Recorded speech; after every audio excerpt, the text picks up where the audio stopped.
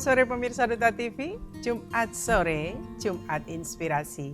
Dan seperti biasa saya Diana Rosyanti menjumpai Anda, pastinya untuk mengajak Anda berjumpa dengan dia yang perjalanan hidupnya, idenya, prestasinya, dan juga apa yang dilakukannya mudah-mudahan bisa menginspirasi kita.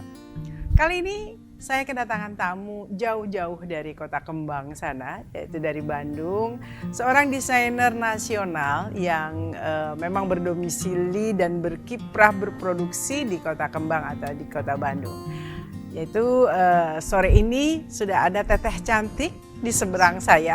Ini ada Teh Ria Baraba. Selamat sore. Assalamualaikum. Waalaikumsalam. Sehat ya? Alhamdulillah sehat. Iya, ini jauh-jauh ya dari Kota Kembang ke sini. Bandung. Kalau boleh cerita kenapa kok berkunjung ke Kalsel? Ini kunjungan pertama atau kunjungan kesekian atau apa yang sedang dilakukan? Ini kunjungan kesekian kalinya. Kesekian kalinya. Banyak yang menariknya di Banjarmasin ya.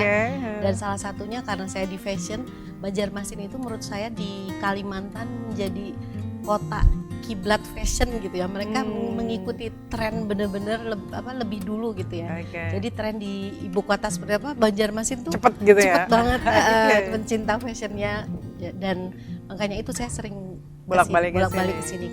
Ada yang spesial untuk yang kedatangan kali ini? Ada spesial. Ini pertama kalinya saya mengangkat wastra Indonesia dan salah satunya itu sasirangan. Oh, pakai kain sasirangan. Sasirangan ya. Betul. Ini pertama kalinya dan ini tantangan banget karena selama ini belum pernah menggunakan wastra ya. Jadi kemarin ini koleksi yang kita bawa ke sini ada 7 outfit. Nah, itu mix antara sasirangan dengan kain-kain modern. Baik. Pemirsa, Teh Ria Baraba ini ikut berpartisipasi pada kegiatan Banjarmasin Sasirangan Festival yang diselenggarakan oleh pemerintah Kota Banjarmasin. Dan tadi disampaikan bahwa mendesain pakaian jadi dari bahan sasirangan. Ini adalah tantangan. Kenapa tantangan, Teh? Karena terbiasa tidak pakai yang wastra Nusantara ya. Iya, betul. Jadi kan kalau wastra menurut saya ada pakem-pakemnya juga ya. Jadi agak deg-degan juga ya mendesainnya. Betul, karena ada beberapa kayak sasirangan itu kan ada pattern-pattern khususnya ya. Yang kalau misalnya kita salah mengolahnya gitu ya, nanti kan akan tertutup gitu. Misalnya kalau saya kan memang lebih ininya ada beadings gitu ya, ada batu-batuan gitu ya, Swarovski. Nah, itu kalau kita salah menempatkannya nanti kan bisa si sasirangannya sendiri jadi ketutup hilang gitu ya. Jadi yang kelihatan glamournya aja. Jadi gimana caranya tetap saya di glamour saya dapat, tapi si tradisionalnya ini juga tetap muncul gitu si wastranya. Nah, itu sih yang itu yang menjadi tantangannya. Betul. Tapi tantangan itu kan akhirnya terlampaui. Alhamdulillah. Hasil yang dibikin tadi ada 7 outfit. Bagaimana komentar dari panitia, khususnya mungkin Ibu Ketua Dekranasda ini seperti apa melihat hasil desainnya ini? Alhamdulillah banget, kebetulan Ibu Dekranasda kan Ibu Wali dan Bu Wali kemarin juga mengenakan koleksi dari kita. Alhamdulillah responnya baik. Mereka suka gitu. Dan katanya looknya jadi beda gitu ya, maksudnya karena ya itu saya mix dengan koleksi Ria Baraba yang kita udah bikin ready to wear, kita mix dengan kain sasirangan dan akhirnya looknya seperti yang dipakai Ibu Wali dan Wali.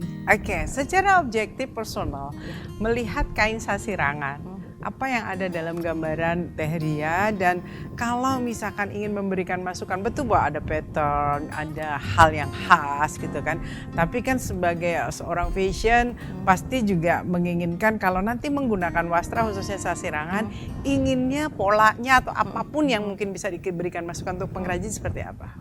Sebenarnya sih udah bagus ya, udah bagus sih, yang maksudnya memang khasnya sasirangan udah itu ya, udah kayaknya nggak bisa, cuman mungkin gitu ya, kayak kemarin saya dalam bayangan saya kepengen membawa si sasirangan ini yang tadinya udah maksudnya identiknya dengan warna-warna bright, pengennya ambil yang soft gitu ya. Ternyata yang soft tuh sasirangan nggak ada warna-warna soft. Agak susah gitu ya. Jarang gitu ya, jarang. Jadi mungkin kalau bisa jadi bisa mengikuti warna, misalnya tren warna 2023 apa nih, misalnya mungkin sasirangan bisa, pengrajin bisa mengikuti juga tren warna yang nanti akan datang gitu ya. Mungkin Baik, bisa ya seperti mungkin itu. sekarang memang lagi Belum, mulai pewarna alam, Warna mungkin alam, itu jauh ya, lebih ini ya, bisa lebih soft gitu bisa ya. soft, Oke. betul, betul. Baik, acaranya sendiri kan itu melakukan fashion show Iya. di tempat pembukaan Banjarmasin Sasirangan Festival. Apa yang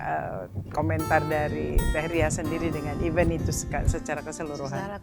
Secara keseluruhan eventnya bagus ya, dari stage-nya, dari sound-nya, yang kita kan yang butuhkan itu ya untuk show ya, itunya bagus. Terus penontonnya, antusiasnya juga luar biasa ya, penghargaannya untuk kami gitu ya, udah datang ke sini bahwa itu direspon dengan baik gitu ya. Secara keseluruhan oke sih ya, Mbak. Lighting juga. Kita pastikan Karena itu lighting. penting ya. Iya. Sound, lighting gitu lah Iya, gitu. betul. Stage ya, iya betul.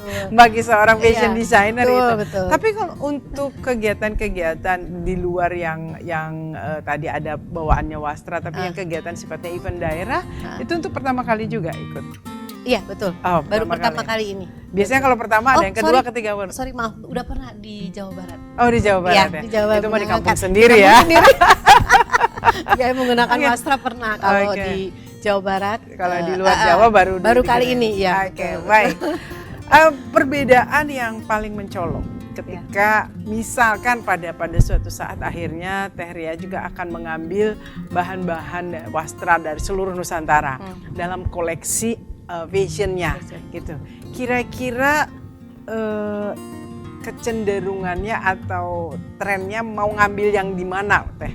Kan banyak nih wastra Nusantara tuh di mana-mana. Teh Ria sendiri kalau buka-buka katalog banyak kain-kain daerah itu mana yang paling tertarik? Ada banyak sih ya sebenarnya. Cuma mikir mengeluarkan ya.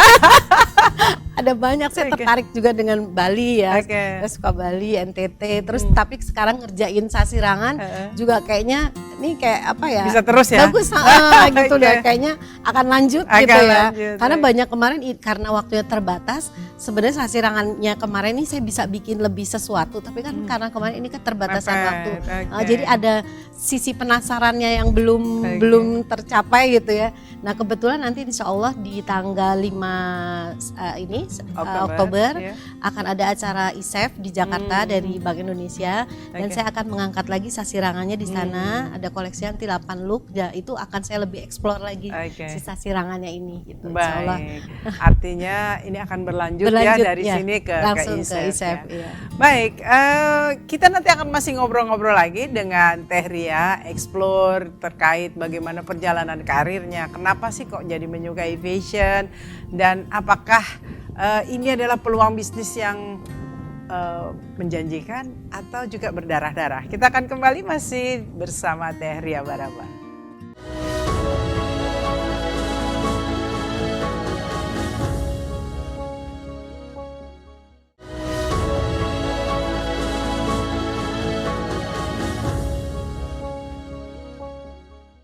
Pemirsa, dunia fashion itu berkotak-kotak, ada banyak ruang di sana.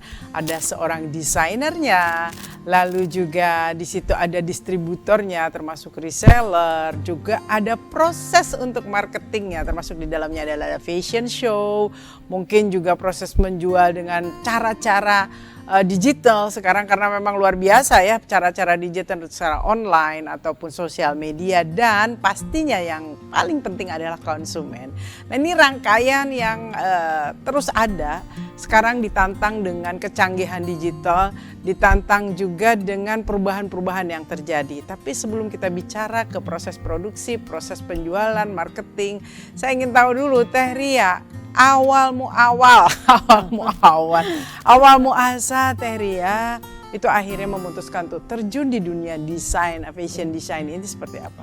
Ya, betul. Jadi awalnya itu dari keinginan saya memang passionnya saya memang di fashion. Dari mulai SMP itu udah mulai kelihatan dan saya selalu pengen tampil beda. Jadi di sekolah juga dari sepatu, dari apa gitu saya suka utak-atik sendiri biar nggak sama-sama temen walaupun mereknya sama gitu. Pokoknya trendy gitu ya. Pada masanya. Nah, pertama itu karena saya pengen tampil beda. Kedua setelah saya menikah saya tiba-tiba besar gitu ya. dan saya susah cari di pasar yang size-nya besar tapi nggak pasaran begitu ya. Karena sulit. pengen beda itu ya. Beda ya. Nah awalnya pengen beda. Jadi mulai disitulah mulai kepikiran gimana kenapa nggak coba buat sendiri aja gitu kan. Dan saya memang nggak ada basicnya sama sekali di fashion. Jadi otodidak. Jadi saya otodidak kebetulan. Cuman dengan berjalannya waktu saya dibimbing sama beberapa desainer Indonesia yang senior. Jadi saya ada kayak kursus gitu private, coaching ya. Dengan berjalan waktu seperti itu. Nah mulailah itu di situ dengan kebutuhan saya sendiri. Banyak teman-teman yang suka di komunitas ibu-ibu pengantar sekolah gitu ya, penunggu anak sekolah. Oh suka, ya udah bikin seragam untuk event ini. Nah mulailah di situ dengan berjalannya waktu tiba-tiba kayak dari hobi jadi bisnis begitu. Karena ada permintaan gitu ya, akhirnya kenapa nggak saya coba aja bikin brand gitu ya. Nah mulai dari awalnya sih dari situ. Pakai nama sendiri. Langsung pakai nama sendiri langsung. Kok pede sih Teh? Pede. Kan ada orang yang cari brand lain. Memang ada beberapa desainer yang sudah sangat terkenal. Kita bisa sebutkan beberapa nama. Itu ya oke, dia pakai brand. Tapi sebagian juga dia pakai nama brand komersial gitu loh. Kenapa Teteh yakin bahwa Ria Baraba itu justru menjual? Gimana ya, kayak ada feeling aja ada feeling aja ya. Karena memang awalnya gitu. Memang pelanggannya adalah orang terdekat orang terdekat. Jadi saya pikir kenapa nggak pakai nama sendiri aja gitu. Saya kan udah ini tahun ke-17 ya, udah lama. Jadi saat itu menurut saya sih belum terlalu banyak yang pakai nama sendiri untuk jadi saya masih kiblatnya waktu itu memang lihat fashion luar juga kan yang pakai nama gitu. Jadi awalnya dari situ, jadi langsung aja pakai nama sendiri. Baik, ini menjadi menarik adalah big size atau oversize yang saat itu cantik bagi perempuan di dunia model. Itu kan kadang-kadang dibikin oleh pasar tuh harus kurus langsing. Betul. Dan kita yang badannya agak-agak lucu-lucu tuh cuma bisa bengong gitu. Bagus sih dipakai oleh model. Ketika dipakai oleh sendiri, wow gitu. Nah, kenapa Teteh akhirnya mengambil juga size besar ini? Melihat peluangnya kah atau ketemu dengan curhat dengan sesama kah atau gimana? Lebih ke peluang. Jadi saya lihat peluang kalau untuk persaingannya saat itu size XL ke atas tuh masih jarang orang bikin gitu kan. Jadi saya lihat kayaknya ini pasar yang bisa saya masuk nih, saya ambil gitu ya. Jadi saya memang lebih lihat waktu itu dari pasar karena memang ada juga sih beberapa yang curhatan gitu kan, susah gitu kan cari size besar dengan ada looknya yang cantik gitu ya, yang nggak monoton gitu. Salah itu juga, tapi yang utama sih lebih ke peluangnya. Menurut saya belum banyak saat itu ya, 17 tahun yang lalu belum banyak desainer yang mengambil pasar untuk size besar. Gitu. Baik, ini menarik. Ketika kita bilang cantik itu sesuai dengan keinginan pasar dalam tanda kutip, putih, tinggi, kurus dan lain sebagainya. Lalu Teteh masuk yang ke big size-nya. Big size itu kadang-kadang orang harus hitam, harus gelap, harus lurus, tok. Lalu Teteh muncul dengan tetap pakai Swarovski, tetap dengan bling-bling dan lain sebagainya, warna-warni. Modal dasar atau kepedean apa yang Teteh tularkan kepada mereka? Karena nggak semua orang juga berani. Aduh itu gede banget saya kalau pakai. Nah itu gimana cara mengedukasikan? Kadang-kadang fashion itu tentang edukasi juga. Betul. Gimana caranya? Jadi pertama-tama ya saya menularkan kepercayaan diri saya yang dipakai sendiri ya. over confident banget gitu kan ya. Jadi pertama-tama saya bilang kita harus percaya diri. Mau baju semahal apapun, sebagus apapun, kalau kita nggak percaya diri akan terlihatnya nggak bagus gitu kan. Pertama itu, kedua dengan kita pakai nggak gelap terus gitu kan. Menurut saya masih ada kepercayaan kayak warna yang kita pakai tuh bawa mood kita juga bagus gitu. Misalnya kita pakai warna. Dan itu tidak harus memilih karena dia kurus atau tidak. Betul. Karena kita bisa siasati, mungkin kita pakai warna merah tapi kainnya yang flowy, yang jatuh gitu kan, jangan yang berat, terus yang cuttingnya juga nggak terlalu neko-neko banget gitu kan. Kita bisa siasati dengan itu walaupun warnanya cerah gitu. Jadi dari situlah saya memperkenalkan gitu ya bahwa nggak harus orang berbadan besar itu cuman harus warna-warna hitam, navy gitu kan, warna-warna gelap gitu ya. Artinya bisa juga ikut pasar asal Betul. percaya Percaya diri. Tapi percaya diri juga yang pantas Yang gitu lah ya. pantas, betul. Percaya Balik diri yang lagi, pantas. balik Ini lagi, catatannya itu ya juga. pemirsa, percaya diri juga Betul, jangan nekat jangan gitu loh, nekat, jangan betul, nekat. betul. Tetap ada pakemnya. Pakemnya, artinya kita paham tadi dikatakan bahwa oke, pakai yang begini tapi looknya Iya. jangan yang terlalu banyak rempah ya itu dan lain Betul, sebagainya. betul, Baik, betul, ya. ini menjadi menarik. Ketika Anda akhirnya terjun, Iya. mulai memasuki dunia bisnisnya, dari mulai tadinya mungkin teman ke teman sampai bikin brand, mungkin bikin showroom, itu berapa lama prosesnya sampai betul-betul settle? Itu jatuh bangun juga ya Mbak. Oke. Jadi saya sempat di tahun keempat itu saya terlalu percaya diri kayak waktu itu ya.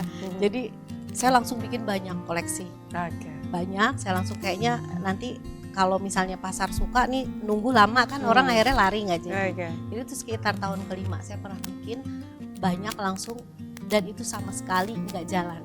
Satu ruangan tuh bener-bener nggak jalan barang ini. Oke. Susah, saya udah banting harga apa segala macam itu nggak jalan. Berarti kan apa ya? Ada sesuatu hampir, yang jadi dan itu modalnya stuck di situ ya. Jadi itu hampir kayak bikin jangan-jangan saya memang udah nggak bisa lagi nih di fashion oke. gitu. Jadi Sempet begitu down. ya? Sempet ngerasa berarti saya nih ide saya gitu ya apa yang koleksi saya keluarkan kayak pasar udah nggak terima lagi. Saya sempet drop gitu juga gitu kan.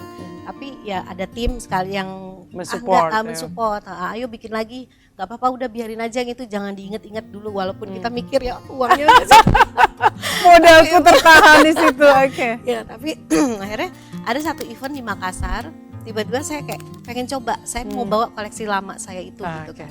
Saya coba, ternyata diterima di situ diterima Beda dan daerah, ada riset. beda ini ya. Iya. Jadi waktu saya bawa langsung diterima di pasar Makassar, waktu itu ada orang yang mau jual lagi reseller gitu kan, mereka ambil sekian, ternyata ada beberapa reseller di Makassar itu yang suka sama si koleksi ini karena di pasar itu ternyata disukai barang itu. Akhirnya tuh alhamdulillah bisa terjual gitu kan. Jadi yang tadinya saya udah sempet mau stop gitu ya, udah akhirnya bisa percaya diri lagi, bangkit lagi, bisa tetap lanjut sampai sekarang. Oke, artinya semua berproses. Tidak ada yang instan, jatuh bangun. Anda berada di kota yang menjadi kiblatnya fashion di Indonesia, Bandung. Ya kan? Tidak mudah. Pertama, pesaing pasti sekarang banyak, dari yang senior sampai yang junior. Lalu di sana juga tempatnya kopi paste kan. Brand selevel internasional aja bisa ada di Bandung gitu ya. Dan akhirnya di seluruh Indonesia buatan Bandung. Bagaimana Anda mengatasi tantangan-tantangan ini? Ini nggak mudah loh. Betul. Jadi gini, saya ngelihatnya dari sisi saat karya saya gitu ya, apa yang desain saya di copy paste sama ada yang temen deket sendiri gitu kan. Wah, itu ada yang tuh ya, ada yang temen tadinya nggak bisnis fashion, saya bimbing sampai bisa punya brand sendiri. Dan ternyata akhirnya dia ngopi saya gitu segala macam. Tadinya ada rasa kayak kesel ini gitu ya. kesel atau segala macam. Tapi akhirnya saya langsung berpikir lagi, karena menurut saya saat desain saya di kopi itu saya tuh gue harus bikin apa lagi ya nih, kayaknya gue harus mulai bikin. Jadi saya malah kayak punya kreativitasnya ditata. keluar lagi gitu loh, ada keinginan enggak deh. Jadi rasa marahnya tadi ada gitu kan, ada rasa marah. Banyak juga kan yang kopi misalnya dijual di Tanah Abang, dijual itu banyak, tapi menurut saya nggak kenal sama mereka, jadi sah-sah aja gitu kan. Dan tapi kalau hatinya tuh agak kurang gitu lah ya, agak cair gitu ya. Sakit hatinya. Ini kalau kan. sama lingkungan teman-teman yang sendiri tuh yang kadang-kadang suka rada berat ya. Tapi di situ saya balik lagi, saya tetap langsung berpikiran positif bahwa ini salah satu jalan untuk saya lebih produktif lagi, lebih kreatif lagi gitu. Jadi persaingan itu tidak bisa dihilangkan. Nggak bisa dihilangkan. Dan itu pasti ada. Betul. Tapi bagaimana kita menjadikan itu pemacu ya. Pemacu. Saya jadi ingat bahwa ikan salmon yang mahal, yang hebat itu adalah ikan salmon yang terus bergerak. Dan itu biasanya dimasukin hiu katanya. Nah, hiu jadi supaya bergerak terus ya. Betul. Jadi ini pesaingnya seperti itu. Betul. Oke, baik. Perkembangannya pada akhirnya Anda memasuki dunia industri. Tidak hanya sekedar tadi pesanan tetangga, pesanan sahabat, bahkan sekarang udah lepas ke seluruh Indonesia. Brand itu sudah jadi. Bagaimana Anda mempertahankan ini sehingga tadi konsumen tetap loyal dan persaingan itu tadi bicara Bandung, kalau sudah bicara Indonesia itu di seluruh Indonesia pasti persaingannya. Betul. Apa yang Anda lakukan agar Anda tetap eksis supaya bisa memenangkan pasar fashion? Tapi ditahan dulu, kita akan kembali masih ngobrol dengan Teh Ria Baraba.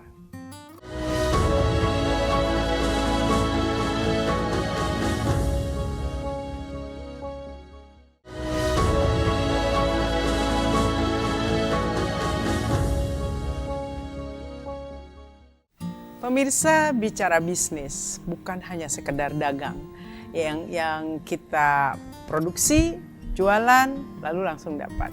Tetapi bisnis adalah masa depan. Ada loyal customer yang harus dijaga, ada sesuatu yang harus dikeluarkan untuk komersial marketingnya. Nah, bagaimana Teh Ria menjaga loyal customer? Karena persaingannya wow, apalagi di dunia digital sekarang. Betul. Setiap orang bisa tampak punya brandnya walaupun dia tidak punya background fashion designer. Itu seperti apa? Salah satu sih menurut saya poin utama sih kita harus menjaga kualitas ya. Kualitas itu penting ya. Produk yang kita produksi ini kualitasnya dari jahitannya, dari kainnya, dari apa. Jadi mau ada yang jiplak seapapun kita masih punya istilahnya kita punya poin yang beda ya. Kayak mungkin sekedar kayak bagian jahitan samping namanya kampu gitu ya. Kalau orang-orang mungkin bikin dihabisin kainnya. Kalau kita selalu lebih lebar gitu. Jadi nggak gampang. Soalnya ini peduli kepada mereka yang tiba-tiba membesar gitu. Jadi ada itu ya. Terus kita juga ada misalnya kayak resize, misalnya tadi dia gemuk terus dia program ngurusin badan, Kak udah beli baju saya banyak gitu kan. Nah mereka boleh tuh nge-resize ke kita dan kita nggak cas lagi gitu kan. Ada apalagi yang harganya premium ya. Gitu. Ada itu pendekatan seperti itu. Terus ya kita sering kayak banyak apa ya, jadi sekarang tuh ke customer itu ya nggak yang hanya loyal sih, yang baru-baru beli pun sering kita banyak kayak ngobrol gitu loh. Jadi pendekatan gitu ya. Jadi berteman. Salah satunya Ibu Siska kan dari Banjarmasin ya tadi kan kita istilahnya cuma klien, sekarang kan sampai udah seperti adik gitu ya. Jadi sebagian besar hampir 60% gitu ya customer Ria Baraba tuh udah jadi langsung saya udah nggak ke admin, cuma ke admin aja gitu kan. Jadi admin tuh beli pertama, berikutnya servisnya di saya luar biasa. Jadi dan itu yang nggak bisa dikalahkan oleh hanya sekedar brand. Betul. Karena orang merasa nyaman, betul. Komunikasi langsung dan memahami apa yang diinginkan. Betul. Nah, kalau sasaran customer itu yang seperti apa? Yang punya kemampuan daya belinya seperti apa?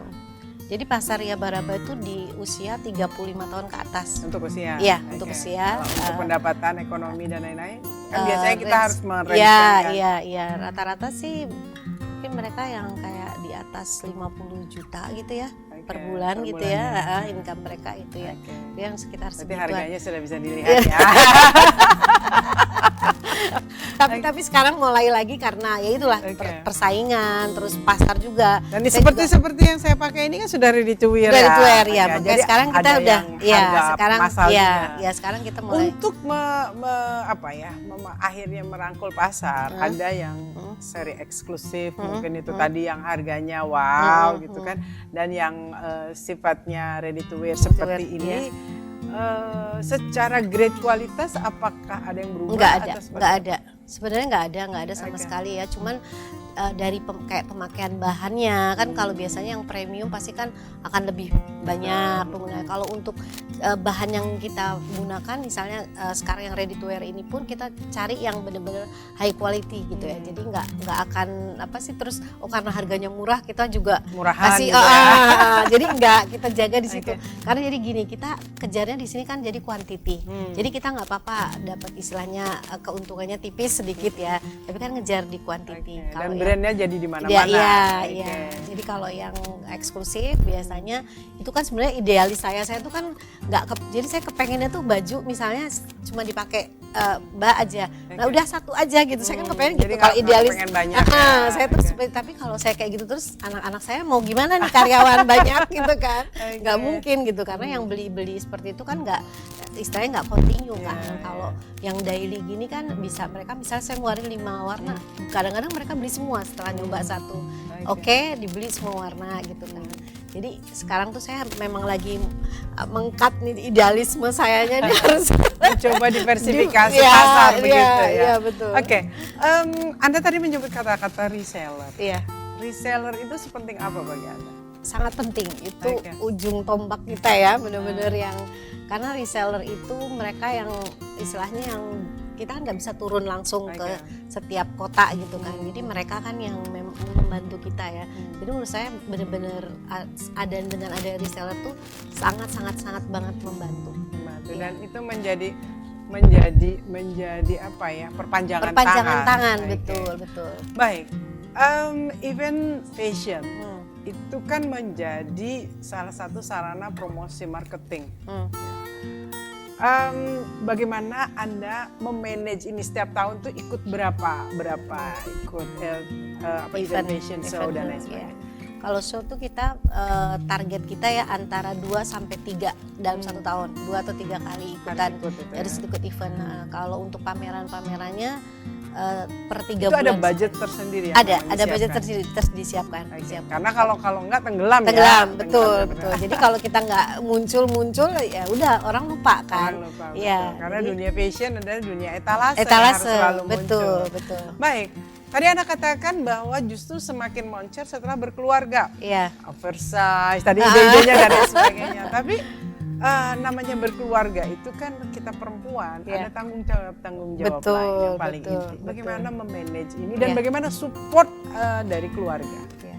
Nah justru itu ini sebenarnya juga tantangan banget buat saya karena saya kebetulan almarhum ya suami udah almarhum. Jadi waktu itu tuh memang nggak mensupport sama sekali. Jadi saya backstreet dulu jualannya itu. Oh, jadi beliau tidak menginginkan Anda menjadi berkarir gitu ya? Nggak boleh. Jadi saya tuh dulu kucing-kucingan lah gitu. Makanya Termasuk istri yang harus di rumah gitu ya? Iya, Apa-apain jadi gitu. jadi saya ada almarhum adik juga dulu yang ngebantu saya. Jadi saya tuh istilahnya saya otaknya aja gitu. Yang jalan ini Iya. orang-orang gitu ya. Kenapa makanya saya juga buka workshop dan butik di Bandung? Karena ibu saya di Bandung kan, dan biar nggak ketahuan sama ini orang rumah gitu dulu ya. Jadi kalau Dulu tinggalnya di Jakarta. Di Jakarta. Oke. Ibu di Bandung. Jadi saya biasanya izin kan mau nengok ibu. Nah sekalian lihat butik gitu kan. Oh, Makanya oke. kenapa ada di situ karena memang nggak Tapi disupport waktu itu sama belum sekali. ada brand Ria Baraba dong? Udah ada. Udah ada. Suami udah nggak ada. masalah itu? Karena bukan yang lihat apa sih ya medsos yang gitu-gitu oke. anti Jadi seperti- aman lah ya. Aman. Jadi dosa ini ya dari bohong. Backstreet yang positif ini ya. Oke. Iya gitu, aman gitu. Maksudnya karena apa ya Mbak, kita memang alhamdulillah di suami mencukupi segala macam. Tapi kan sebagai perempuan juga Tetap kita harus punya kita pegangan, punya ya. istilahnya gini punya kakak yang ya kebetulan kurang mampu Iya. gitu, masih punya orang tua. Yang saya tuh kayak kalau minta sama suami minta dong buat ibu saya, bapak saya tuh malu Nggak enak, gitu. gitu. Jadi menurut saya dengan adanya istilahnya bisnis ini tuh bisa saya Menghidupi bisa paling tidak keluarga dulu ya. iya, Oke, gitu kan. nice. Awalnya di situ. Oke. Akhirnya terus berjalannya waktu almarhum juga akhirnya tahu, ya udah nggak bilang apa-apa gitu karena saya Sudah sukses waktu itu. Brandnya sudah berkibar ya. karena Oke. saya juga kan istilahnya nggak meninggalkan kewajiban saya gitu, karena memang yang bekerja awal tuh memang keluarga kan, ada adik, ada keponakan. Jadi hanya ide desain Ide, dan ya, sebagainya. jadi saya cari kain gitu kan sambil ngantar anak sekolah, kan saya nggak boleh pulang kalau ngantar anak sekolah harus nungguin. ditungguin. Oke. Jadi saya suka kabur ke toko kain gitu kan. ini cara-cara yang ditularkan. Oke, baik. Jadi suka lari sebentar gitu kan. Akhirnya ya ayah bawa kain, nyempel di rumah apa produksi kirim ke Bandung, yang produksi di Bandung. Jadi awalnya memang dukungan malah nggak ada sama sekali, malah ditentang gitu loh, Oke, malah oke. tidak boleh. Tapi gitu. bagaimana caranya membuktikan adalah dengan cara yang smooth Ya, tadi ya. ya. Karena niatnya mungkin nggak marah karena Ya, ini yang ngerjain ternyata adik-adik, adik-adik, menghidupi betul, mereka betul, ya. betul, Oke, baik. betul. Tantangan terbesar tadi Anda sudah katakan adalah proses penjiplakan dan lain Iya, sebagainya. iya. Yang tadi kondisi paling down di dalam bisnis ini, selain tadi ada pernah satu ruangan tidak laku, adakah hal-hal lain yang menjadi tantangan dalam perjalanan sampai hari ini? Paling apa ya SDM ya sebenarnya ya. Oke. SDM itu bener-bener kalau apa ya, kita udah ini sama dia Cocok ya tiba-tiba ada yang grecokin. Jadi SDM sih yang memang jadi tantangan banget gitu ya. Saya udah lama, udah didik dia lama, tiba-tiba ya itu ada yang bajak kan, dikasih lebih tinggi keluar. Nah itu kadang-kadang agak sulit di situ. Jadi kita benar-benar harus maintain mereka ya, tim kita ini apa kebutuhan mereka, harus kesejahteraan mereka, harus apa, karena mereka kan yang utama kan. Saya bisa bikin desain, kalau nggak ada tim kan nggak bisa Susah jadi. juga ya. Iya, Oke. jadi istilahnya harus Untuk kursus dan pengembangan tadi kan, awalnya otodidak, tapi mau nggak mau kalau udah ke dunia profesional kan harus yang betul. standarnya Standar, harus bagus, iya, nggak bisa iya. ngarang lah Iya, ibaratnya iya, gitu iya. kan. Itu prosesnya berapa lama? Itu sekitar saya kursus dengan Deden Siswanto, desainer dari Jawa Barat juga, itu sekitar 2 tahun. Oke. Saya ambil private seminggu 2 kali gitu ya. Dan Itu dari mulai ukuran, size, semua desain ya, segala macam. jadi Oke. mengarahkan juga bahwa saya tuh arahnya harusnya di sini. Itu waktu itu tuh Kang Deden yang mengarahkan, karena idola saya tuh Kang Deden. Jadi saya cari harus ketemu. Jadi sebelum saya terjun di fashion, saya memang suka karya beliau, suka mengkoleksi karya beliau. Jadi saat saya ada momen bisa ketemu dan ternyata Seneng beliau, banget ya, gitu beliau ya. humble dan terbuka banget gitu kan, mau membantu. Akhirnya beliau yang ngasih kursus, dan saya juga disarankan untuk masuk ke organisasi fashion dari beliau juga. Jadi mentor saya ya Kang Deden sendiri setelah melihat Teteh sekarang berkibar dengan brand yang mungkin dulunya awalnya dari diskusi dengan dia, apa komentarnya? Kang Deden bangga ya, pasti dan dia terus selalu dan Teteh kan nggak meninggalkan cerita itu. Iya. Saya selalu saya bilang mentor saya semua ya Kang Deden Siswanto. Dan beliau selalu kalau saya lihat di medsos nggak bagus karya saya atau apa, dia selalu mengkritis, komen gitu kan, katanya jangan bikin malu gurunya. Ri, kayaknya ini too much loh kalau gini atau apa gitu ya, tapi oke lah gitu. Dan ada satu lagi sih sahabat saya, Ivan Gunawan. Ivan itu juga salah satu yang mengangkat saya akhirnya ke media, itu Ivan dari waktu dari Indosiar ya awalnya. Ivan juga salah satu yang membantu akhirnya di seluruh Indonesia tahu saya gitu ya, karena mengendorse acaranya ya, dia satu, karena abis itu setiap saya misalnya saya ke Makassar, saya ke Banjar, saya ke Samarinda, orang selalu tahu, oh ini sahabatnya Ivan yang bajunya di Indosiar itu. Ya udah, terus akhirnya banyak yang belanja gitu ya. Ini menjadi menarik kalau orang berhitung cost production untuk sebuah promo komersial, yaitu tadi marketing seperti tadi mengendorse acaranya Ivan dan ada orang kan hitung-hitungan ya, tapi ternyata ini justru dampaknya luar biasa. Betul, itu yang harus dipikirkan. Perhatikan antara dagang dengan bisnis itu beda gitu ya. Kalau dagang ya memang hitung-hitungan dan langsung ketemu margin. Baik, flashback sedikit ketika kekasih harus pergi dulu. Walaupun mungkin serba mencukupi, serba ada, tapi kan namanya perempuan kan susah. Kondisi tapi Teteh kan sudah ada bisnis yang settle gitu. Apa yang dirasakan saat itu? Tapi kayaknya harus ditahan dulu. Kita cerita soal bagaimana perempuan ketika ditinggalkan oleh sebelahnya. Sayapnya tidak patah, tapi terus berjuang untuk anak-anak. Kita kembali sesaat lagi.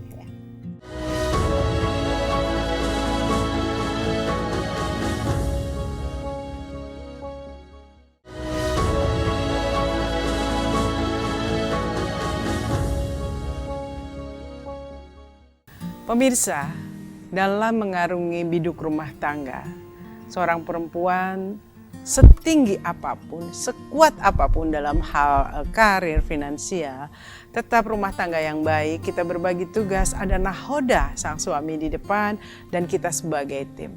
Ketika nahoda ini kita harus berpisah, apakah terjadi sesuatu atau mungkin Allah memanggil lebih dulu? Pastinya tidak mudah karena ada sayap yang patah. Tapi bagaimana patah itu tidak menjadi hancur biduk ini, karena pasti ada anggota keluarga. Ada kalau tadi bicara Teh Ria adalah ada bisnis. bagaimana mengatasi ini ketika kekasih hati harus dipanggil duluan. Pergi meninggalkan, walaupun tadinya tidak mengizinkan, tapi dia adalah tempat berbagi selama ini. Bagaimana menghadapinya? Awal-awal berat ya, pasti Pak ya, berat gitu karena kita biasa sama-sama terus gitu ya. Ada masalah apa di kerjaan juga dia bisa istilahnya harus gini gitu kan, ada teman curhat lah gitu ya di masa. Jadi berat banget saat itu, saya udah di titik yang saya nggak mau lanjutin lagi. Menurut saya kayak ya udah ya bara-bara ikut mati lah, udah nggak ada lagi gitu kan.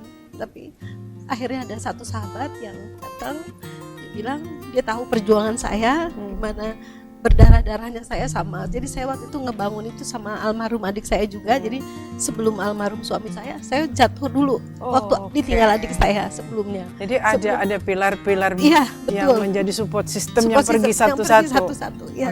Sebelumnya adik saya dulu. Jadi teman saya datang, dia ingetin gimana perjuangan kamu sama adik kamu dulu seperti apa gitu untuk ngebangun Ria Baraba sampai seperti ini. Kamu mau ninggalin gitu aja, nggak kesian sama yang udah berjuang bareng-bareng sama kamu gitu. Dia ngasih tahu saya itu terus, karena tadi saya nggak bisa apa-apa sama sekali. Di situ saya kayak bisa nerima gitu ya saran sahabat saya. Dia bilang banyak karyawan yang bergantung sama saya gitu, banyak keluarga yang masih jadi tanggung jawab saya, ada adik, ada keponakan. Jadi di situ pelan-pelan gitu ya, nggak bisa langsung, pelan-pelan. Akhirnya saya mulai lagi, ya walaupun belum maksimal tapi dengan bismillah ya, alhamdulillah saya jalan lagi pelan-pelan dan bisa sampai sekarang, alhamdulillah. Seperti apa posisi suami dalam kehidupan seorang Ria Baraba? Karena saya melihat kayaknya berat sekali dan besar sekali pengaruhnya dalam kehidupan seorang Ria Baraba. Ya. Apa ya, bener-bener kayak kalau dibilang separuh jiwa kita nggak ada. Ya itulah momen saat itu ya, saat almarhum nggak ada, saat itu pergi. Dan banyak banget yang dia almarhum kasih ke saya ilmunya gitu kan. Almarhum bisnis di properti, saya diajarin untuk properti, makanya saya nggak diizinin untuk di fashion karena dia lebih minta dia gitu kan, karena anak saya juga cuma satu, jadi dia kepengen properti ini terus bisa lanjut walaupun dia nggak ada, karena kan udah sakit-sakitan, jadi dia udah persiapan. Banyak dia ajarin hidup tuh harus seperti apa gitu kan. Dan menurut saya nggak ada salahnya seorang wanita punya istilahnya sampingan walaupun suaminya mampu gitu ya. Istilahnya kita punya pekerjaan sampingan apapun itu, kita nggak usah malu gitu. Orang kerja tuh ternyata karena nggak dicukupin sama suaminya jadi dia sambil bekerja. Bukan itu sebenarnya gitu. Tapi saat kita nggak tahu usia siapa duluan yang akan pergi. Kalau almarhum suaminya nggak ada duluan, istilahnya kita masih bisa ini, kalau dari memang finansial tadinya nggak cukup, kita masih bisa berdiri dengan pekerjaan kita. Tapi kalau finansial ternyata cukup, ini bisa jadi salah satu penghibur gitu ya, hiburan untuk untuk pelan-pelan melupakan. Betul. Jadi ada gunanya juga gitu ya. Jadi kita nggak terus-terusan terpuruk gitu, karena ada pekerjaan yang ada tanggung jawab, motivasi, ada karyawan. Iya, baik. Perempuan sekuat apapun, ketika kita punya ketulusan di dalam rumah tangga ya, dengan pasangan ya, pasti akan seperti yang tadi Teh Ria sampaikan, separuh jiwanya hilang.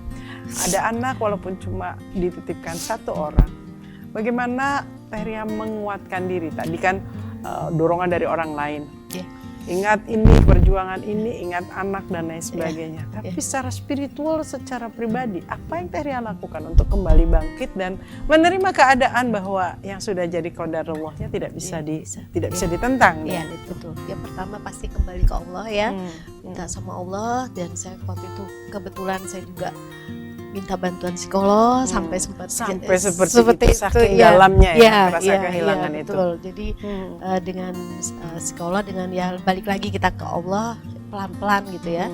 Terus dengan saya ketemu sama support system saya yang baik, alhamdulillah. Nah itu bisa ngebantu saya akhirnya bisa bangkit lagi. Baik, 4 tahun telah berlalu. hal paling penting apa yang sampai hari ini masih dipegang oleh Teh Ria, terutama untuk anak dan juga untuk kedepannya? Ini kan otomatis kan Teh Ria tanggung jawabnya diambil alih semua nih gitu kan. Nah ini apa yang masih dipegang, nilai-nilai, petuah dan lain sebagainya dari sang suami?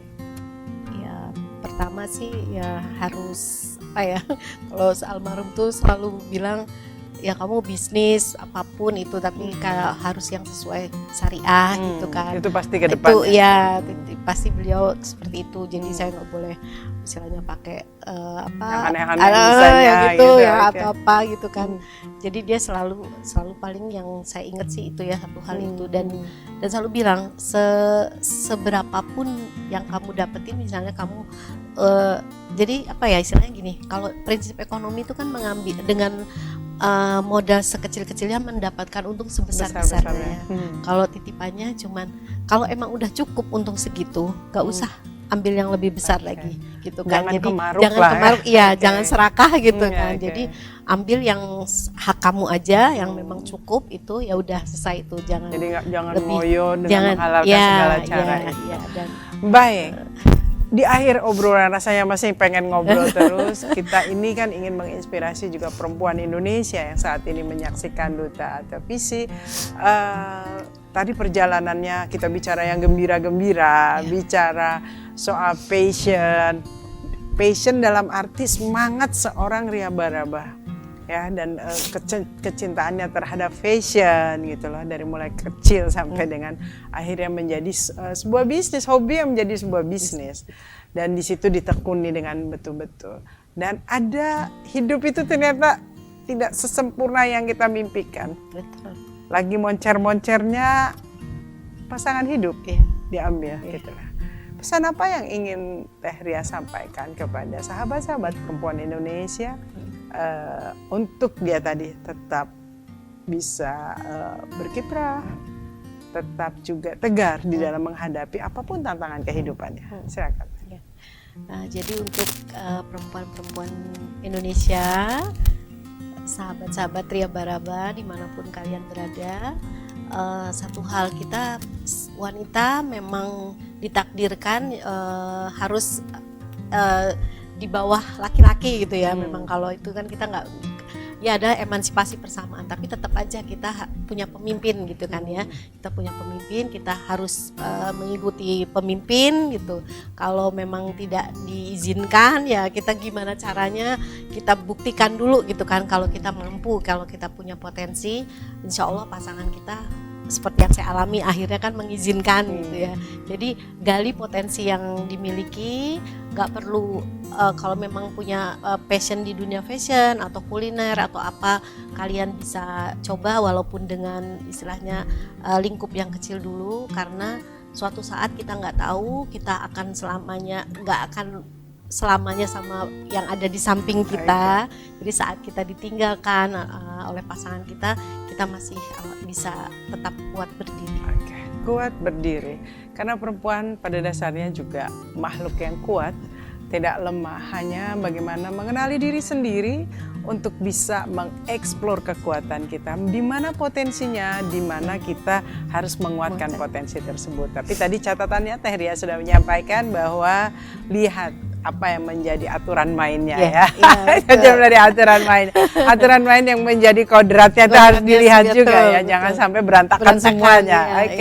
Teh Ria, terima kasih sudah sharing, sukses untuk Ria Barabanya, sebuah brand ini yang saya pakai juga Ria Baraba, ini yang desain simpelnya desain simpelnya. Mungkin untuk yang ingin tahu desain yang tadi dikatakan bling-bling dan dengan fashion khusus atau desain khusus, silahkan klik ke Instagramnya. Webnya ada nggak? Ada ke webnya juga, namanya www.riabaraba ya. Jadi silahkan diklik saja untuk melihat. Kalau mau jadi pelanggan, Teh Ria juga akan dengan senang hati untuk komunikasi langsung gitu ya. Boleh ditunggu. Terima kasih hatur nuhun. Selamat kembali melanjutkan perjalanan, baik itu perjalanan pulang maupun perjalanan karir. Sukses untuk Teh Ria. Oke, selamat sore. Assalamualaikum. Waalaikumsalam. Pemirsa, perempuan adalah makhluk yang multi talenta, juga multitasking. Pastikan ini adalah sebuah kekuatan yang terus kita kelola sehingga kita bisa mandiri tanpa menghilangkan dan melupakan kodratnya. Saya Diana Rosianti, sampai jumpa.